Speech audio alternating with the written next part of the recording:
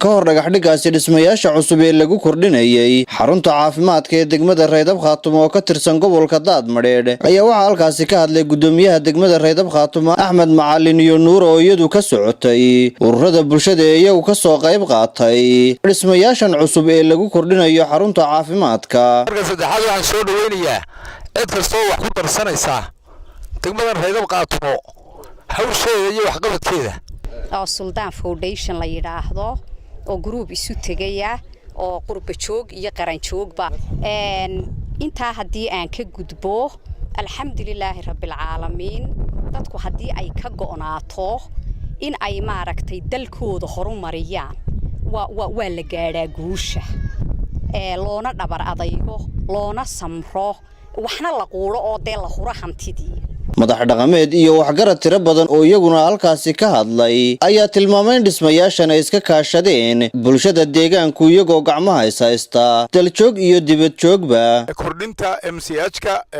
degmada Reydab Khaatumo cidii ka qayb qaadatay rag iyo dumar aad iyo aad bay u mahadsan Ilaahay waxaan ka baraynaa miisaanka xasanaadka iyo inta u soo lugaysay inta u timiyay inta bacadka u taaganba iyo inta ka qayb qaadan doontaba in Ilaahay miisaanka xasanaadka u diro taabiyad baan ahayn maanta waxaan nahay degmad dhammaystiran markaad eegto waxbarashada markaad eegto caafimaadka markaad eegto karimka nolol jeexayo waxa fulisay ururka Suldaan Foundation waxa kale oo qayb ka qaatay deegaanka dadka magaalada Reydab Khaatumo degan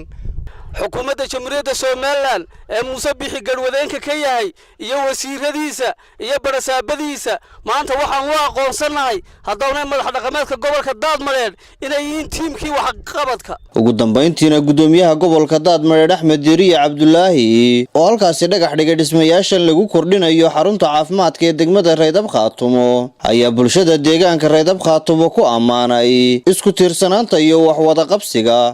hablaha qurba joogta ah oo aanu aad iyo aad ugu mahadnaqayno gacan libaax la ka geystay in la kordhiyo la balaariyo MCH-kan maanta aynu dhagax dhigayno waxyaabaha kale ee gobolka degmadan ka dhiman waanu ka qayb qaadanayna haddii aan leedmo kulley mar kaliya wax lama wada gaaro marba waxa weeye inta aynu heli karno ayaynu qabanaynaa haddii aan leedmo aad iyo aadna waan idinka mahadnaqaynaa sida fiican mar walba aad ugu heelantihiin markay noqoto xagga waxqabadka